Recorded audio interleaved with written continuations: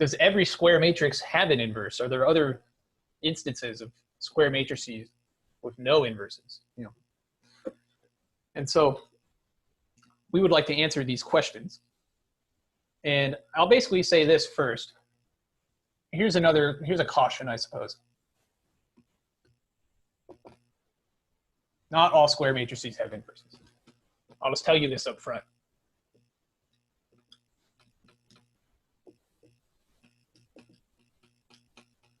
So there are going to be examples of square matrices, even square ones, that don't have inverses.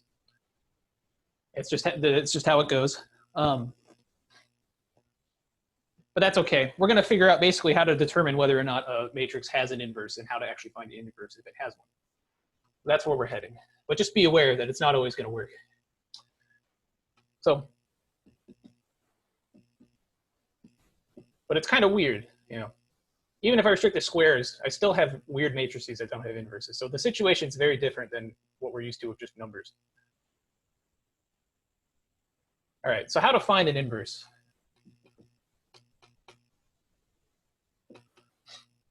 Turns out there's a nice way to do this, and it involves row reducing. So you guys remember those row operations from chapter 5 that we used to solve systems of equations with a matrix, right? We reduced the matrix using row operations to get a reduced matrix, right? Turns out those same operations are going to be useful here for finding an inverse of a matrix. And so let me explain this algorithm to you, this method, and then if there's time today, I'll show you an example, and probably tomorrow I'll open up with some more examples. And then there'll be another activity that I'll post after class today, probably, for you guys to start practicing this stuff. So here's the algorithm for finding A inverse, where A is, of course, a square matrix. So I hand you a square matrix, A. How do I find its inverse? Here's what we do. Step 1, we're going to create a special augmented matrix.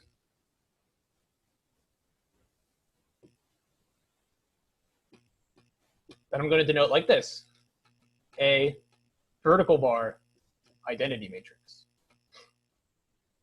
So we're going to create this matrix. So all this is saying that I have this weird augmented matrix where I have the vertical bar, and to the left of that bar, I'm just going to rewrite my matrix A. And then to the right of the bar, I'm going to write in my identity matrix of the appropriate size. So if A is a 3 by 3, I'll write A over here, and then I'll have my 3 by 3 identity matrix over here. So maybe I'll write down a quick example. If A equals 1, 2, 3, 4, 5, 6, 7, 8, 9, then A bar I is the matrix that I get where I write 1, 2, 3, 4, 5, 6, 7, 8, 9, vertical bar, and then I write in the identity matrix. The 3 by 3 identity matrix is 1, 0, 0, 0, 1, 0, 0, 0, 1. So I'm going to write down this matrix if it was this example that I was working on. I probably don't want to work through this example explicitly because it's probably going to get hairy, but just to show you how to write down the matrix, here we go. Okay, step 2. Here's where we bring in the row operations. We are going to basically try to reduce the left-hand side of this. So we're going to reduce the left side using row operations. So this will be just like what we did in chapter 5 when we solved the system of equations. I have this matrix A, I'm just going to try to reduce it. I'm going to try to get the leading ones and the zeros everywhere else where I can. Yeah.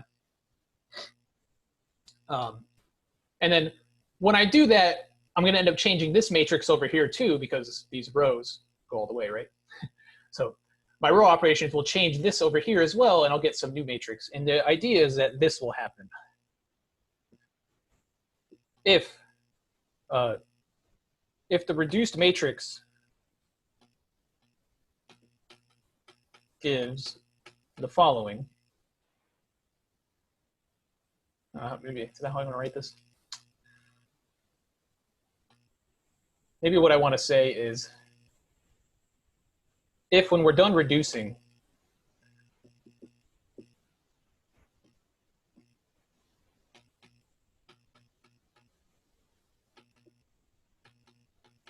the matrix on the left, so the left side is I, then the right side is A inverse.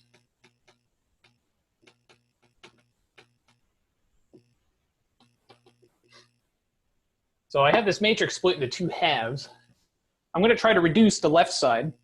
And the idea is if I could reduce it down so that it is the identity matrix, aka I get 1, 1, 1, and zeros everywhere else on the left side, then whatever I end up getting on the right side is actually the inverse of A. So it turns out we can compute the inverse just by row reducing. So the matrix that I would get would be this, I, A inverse. Okay.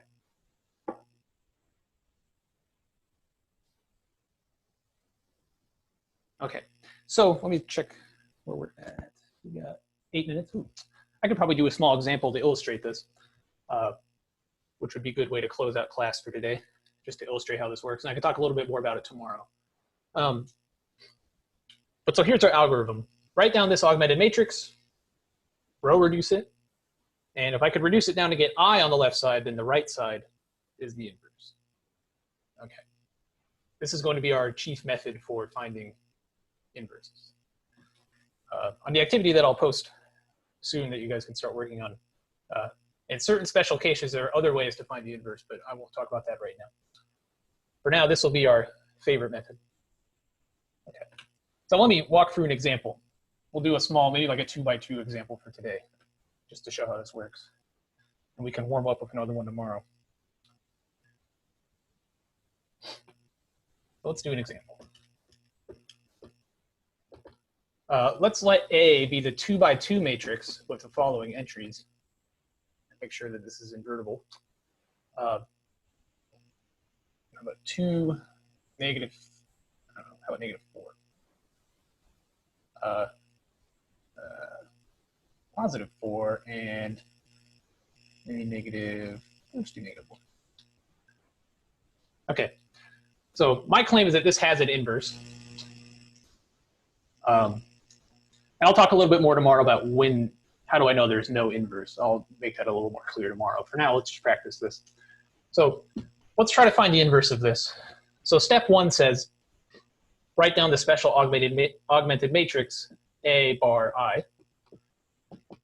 A is a 2x2 matrix, so this matrix is this. I write A on the left side, and then I write the identity matrix on the right side, and that's the 2x2 identity matrix.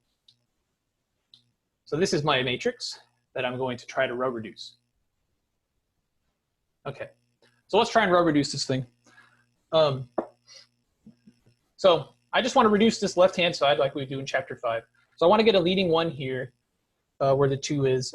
And so maybe the best way to do that is to just divide the top row by 2. So let's take 1/2 row 1.